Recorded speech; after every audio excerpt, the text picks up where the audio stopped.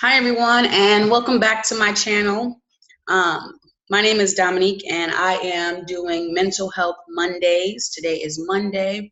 For whatever reason, I posted a Mental Health Monday video last week, and for whatever reason, it just chose not to upload. So I apologize about that. I will upload that at another time. But today I wanted to discuss birth trauma. What is birth trauma?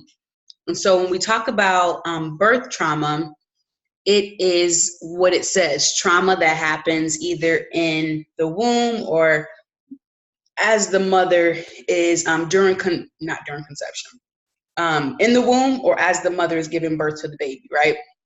A lot of times when we hear the word trauma, we think about something that's happening as a person as an adult or maybe even a child or sexual abuse. We hear those things, and those are traumas.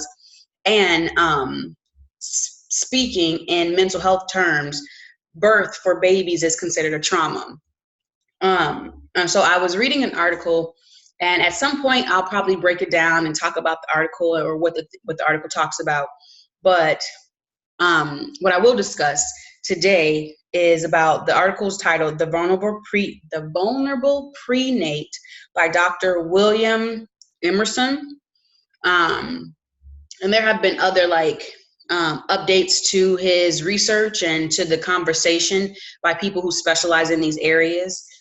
But basically, in this article, Dr. William Emerson talks about birth trauma, and he talks about it in such a way that's easy to grasp. So I will link that description in the description box. I will link the article below because I think it's a good read. So I came across this article a couple years ago, and the way that I came across it was I was doing work at a correctional facility, doing mental health work at a correctional facility, and one of my clients, while we were in a group setting, one of my clients said, "Hey, Dominique, do you think that babies can remember trauma?" And so for me, I was thinking in my head, like, nah, they can't remember trauma, because I'm thinking about the brain not being developed really until a certain age, and the process of remembering takes the brain. But I had completely disregarded the process of the body membrane remembering and keeping track of trauma.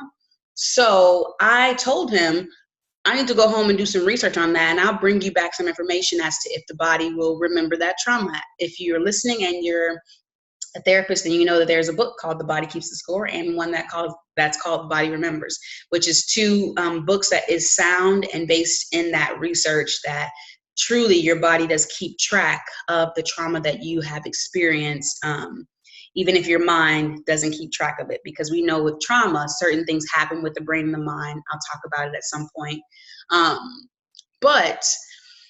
So I did that kind of like reviewing that research and brought that back to him. And basically what the research was saying was that absolutely babies remember.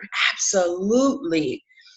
They remember that thing. And so in this particular article, the doctor talks about a child who was having some emotional disturbances, and when asked about those emotional disturbances and that connecting with his parents and his mom's new boyfriend, in the process of the treatment, he was asked to draw his birth experience. And the child was a young child, but he was asked to draw his birth experience. And while drawing his birth experience, he drew two dark rocks next to him, right? And he drew himself getting stuck in the dark rocks, right?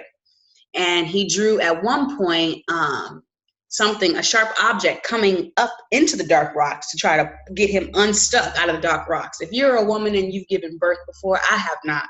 But if you are a woman who has given birth before, you know what those two dark rocks are, the uterus, and you know what the clamps, right? When they try to pull the baby out, or the hands when they try to pull the baby out. And so the baby is this young person is recalling this thing that happened to him as he was being pulled out of his mother's, vajayjay. So he was recalling it, and what they did to help the child process that trauma was they played a series of like birth games where they were allowing the child to physically go between two adults in the room who were bigger than him so that he can begin to work through his trauma of being claustrophobic and being isolating himself because he feels stuck, because he would have a really emotional disturbance when he felt stuck, because it would trigger a memory of when he was in his mother's womb and he would get stuck. So it was almost immersion type of therapy, letting him experience it, exposure to the thing that had traumatized him before so that he can learn how not to be as triggered by the thing when it happened. So that's just a brief way to say all of this, but I just wanted to talk to you guys briefly about birth trauma. If you are pregnant, if you desire to become pregnant, if you have had babies and you're wondering, why the heck is my son acting like this? Why is my daughter acting like this? Why are my children behaving this way? It may be because of a birth trauma. So if you are looking for resources, more resources, again, I will link that down below so you guys can research that on your own time. In the meantime, thank you for tuning in to Mental Health Mondays. I try to keep it short, so that's why I talk so fast, because I'm trying to keep them short. But if you want them longer, type longer in that comment box. If you want them shorter, say shorter in that comment box. But either way, comment, like, and subscribe. Okay, have a good day, everyone.